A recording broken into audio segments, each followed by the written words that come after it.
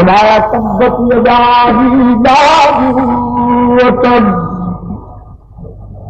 ما اغنی عنہ مالہ وما کسب سیصلی نارا ذات لہب وامرأته حمالة الحطب في جيدها حبل من مسد.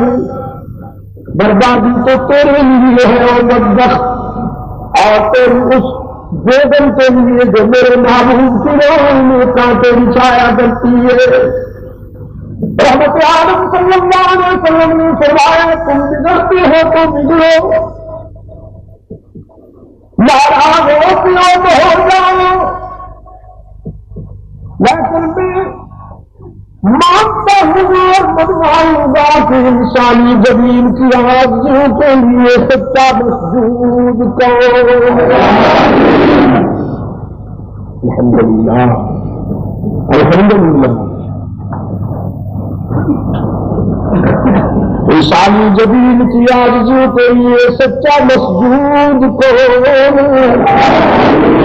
حالت گھی پہ ضرب لگنی چاہیے تاکہ گھی کے بیماروں کو اللہ شفا کاملہ عطا فرمائے. انسانی زمین کی آرزو کے لیے سچا مسجود کرو. دائیں بائیں دیکھ کر کوئی گھی کا بیمار چک بیٹھا ہو تو اس کو کہلواؤ. انسانی زمین کی آرزو کے لیے سچا مسجود کرو. اللہ میں غیوب کرو، کار ساز دستگیر کو، حاجت روا مشکل کشا کو، والا کو، اللہ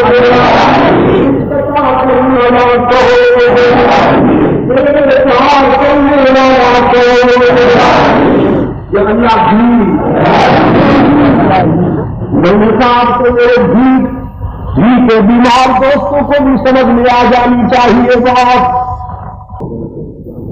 مشکلات مسائل میں کام آنے والا کہو. اگر گھی کو صحیح ضرب لگائے اور پھر تک جہاں تک میری مدد جا رہی ہے تو بہت سارے بیماری کو اللہ شفا عطا فرما دے. انسانی زمین کی آرزو کے لیے سچا مسجود کہو. کراچی کے روشن ضمیر بہت کوشش کی جا رہی ہے کہ یہ آواز رک جائے. بڑی بڑی مقدس سازشیں ہو رہی ہیں کہ یہ آواز رک جائے.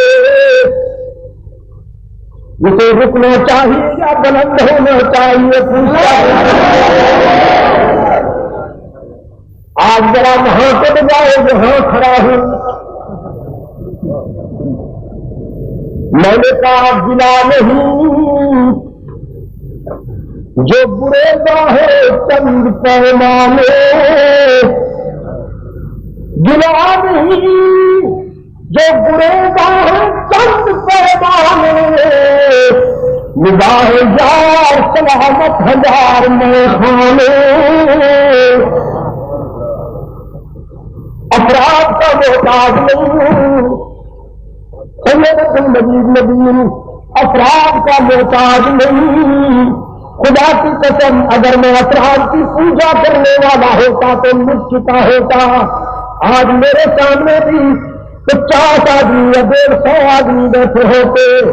بات کیا ہے 20 سال ہو گئے ہو، کسی پودے میں بھی چلا جاؤں میں پاکستان صاحب اس سے رام کو کوئی نہیں روک سکتا.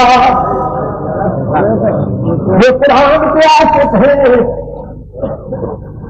میں نے ان کی توقعات کا خون نہیں کیا. میں ان بازی گروہ میں سے نہیں ہوں جو کبھی ادھر کبھی ادھر کبھی ادھر. میں ان میں سے نہیں ہوں جو حکمرانوں کی کوٹھیوں کو تلاش کرتے ہیں. میں ان ملاؤں میں سے نہیں ہوں جو شورا کا منبر بننے کے لیے، قناعت حاصل کرنے کے لیے، کوٹھیاں بنانے کے لیے وزیروں کے بنگلوں کا تلاش کرتے ہیں. میں سب کچھ اسی سے مانگتا ہوں. میرا داتا بھی وہی ہے.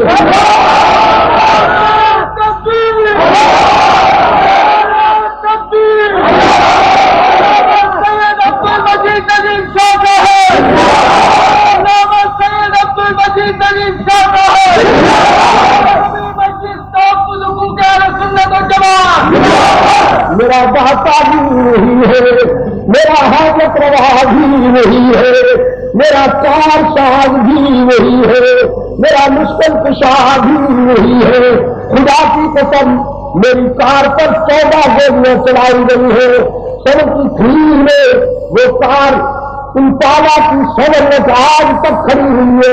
بلوار کے تھانے میں 14 گولیاں لگی ہے, لیکن اللہ کا یہ ناچیز بندہ محفوظ رہا.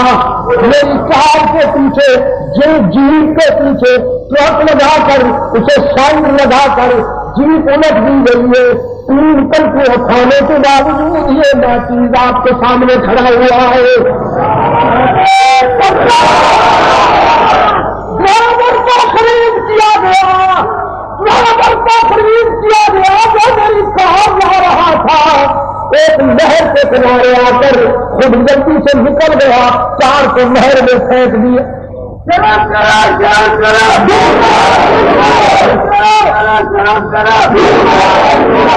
پوچھ لو اس کمزور سے پوچھ لو, یہ میرے 7 سال سے پوچھ لو. نہر کو تو کار کو نہر میں پھینک دیا, خود باہر نکل گیا, ہمیں نہر میں پھینک ڈالا. اور گاڑی جب پانی میں چلی جاتی ہے تو ایک طرح سے ٹائٹ ہو جاتی ہے. مجھے نہیں معلوم کس نے دروازے کھولے, اور مجھے نہیں معلوم کس نے ہمیں اس طرح پانی سے نکال کر باہر رکھ دیا جیسے آٹے سے بال نکال. اور نہیں بتا سکتے ہو تم, جو کام سے کر سکتے ہو کر لو. میں اس دن جت جاؤں گا جس دن توحید و سنت کا راستہ چھوڑ دوں گا.